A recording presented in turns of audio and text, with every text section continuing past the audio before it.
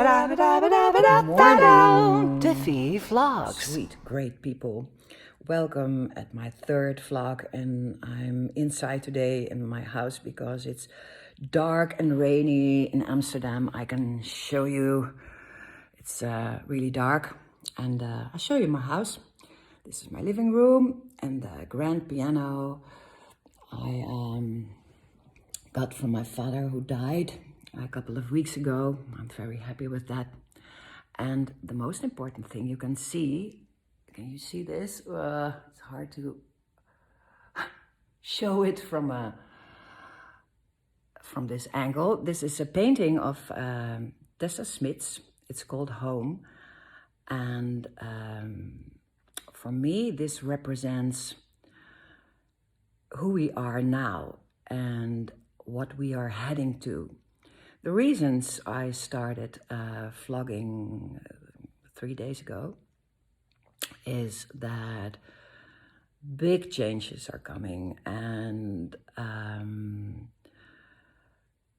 they were already in process, but now things are going really fast, and we have to fasten our seat belts. Because of the huge shift we are going through. You can see it. We are going to enlightenment through darkness. If you know that, then you are in total alignment with the shift we are into. I'm talking a lot about the old world and the new world and all the changes we are heading to and we are experiencing.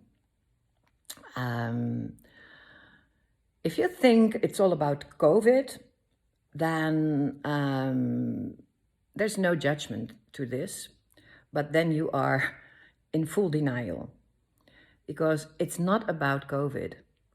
It's about giving away the empowerment of human value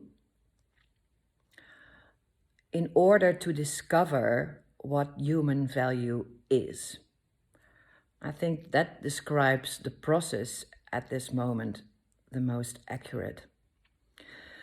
So the biggest change we are heading to from the old world to the new world. And when this is happening, I actually don't know. I thought always that the big change, the big shift was already in 2012 after the Maya calendar shifted from some time to another time. But now we have two factors which show that this year, on the 21st of December, there's a really major shift on Earth, according to the Schumann resonance, which is the vibration of Earth itself, and because of the zodiac signs. Because if you look at this moment in an astrological way, the signs are really exciting. I am not an experienced astrologer, but I do know enough to know that the signs of this year are really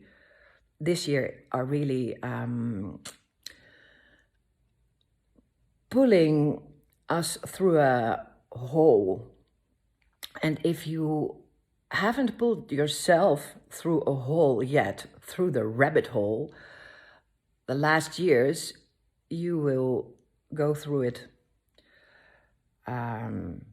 Eventually, we have to go through it in order to be enlightened, to fully express enlightenment and live it. And that's a chakra thing.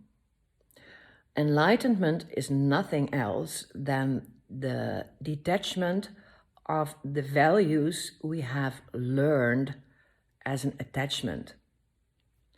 So just to give you a few examples, In the first chakra, which is our nature, we are detached from our nature and our value, because our body has the power to recover itself, and instead of that we add toxins to cure. We add all kinds of non-natural things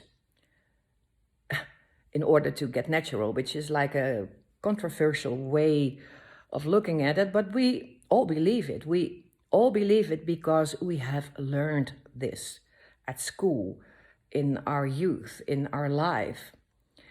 But the most important thing is that we are going to revalidate ourselves in our nature. Who are we, and what is Earth? And if we connect both, that we are humans on Earth, then we have a total different approach to our first chakra than we have now. Because now in our first chakra, we have learned that what's most important is we have a house and work and money, and that's our safety. And if we don't have that, we are not safe.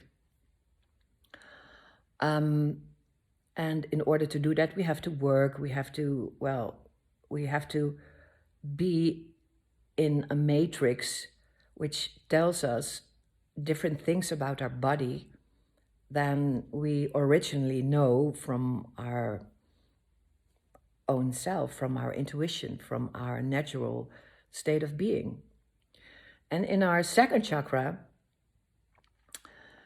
we have learned that sexuality belongs in a marriage and should be covered.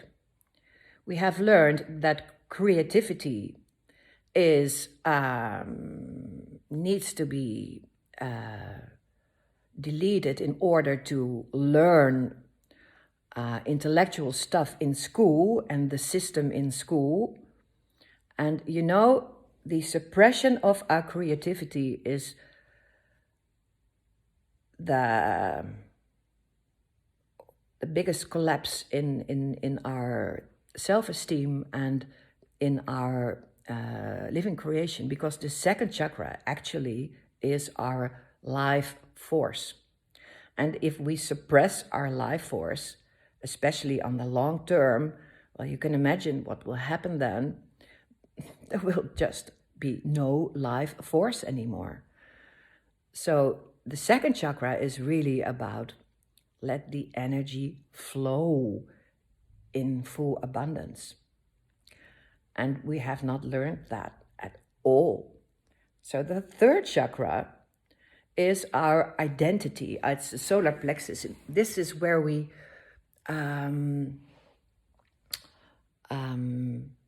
enter the world. This is where we come on Earth, and it's our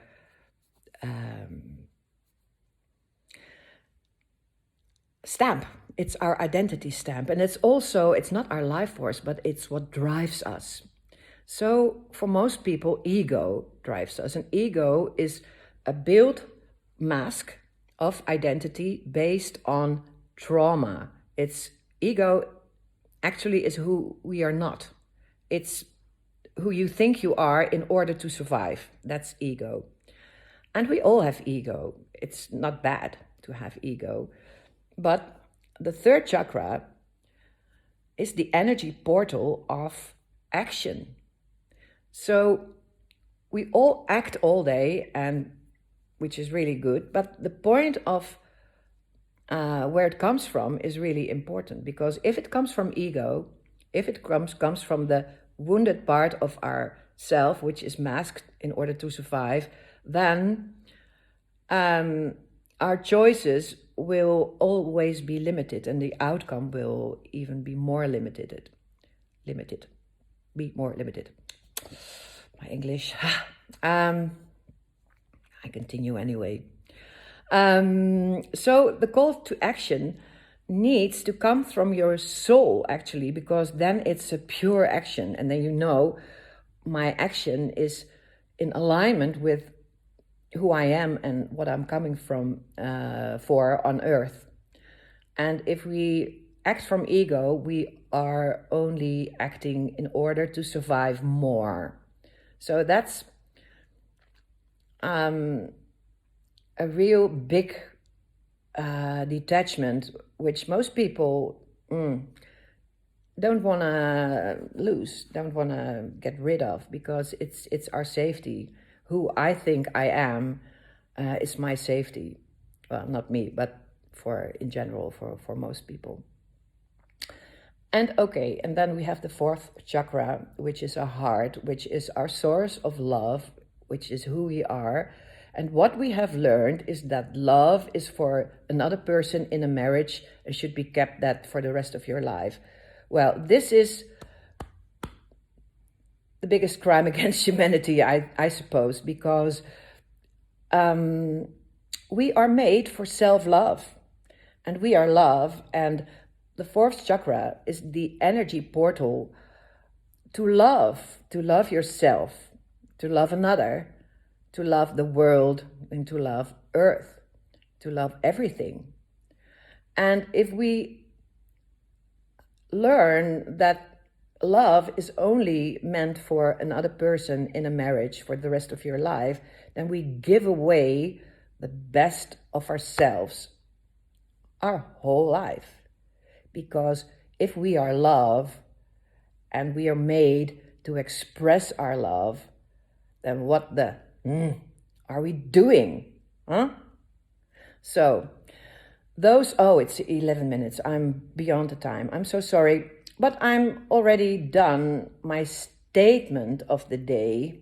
In the state of the day was to make clear what this time is about. We are living in an enlightened time, and we are enlightened beings.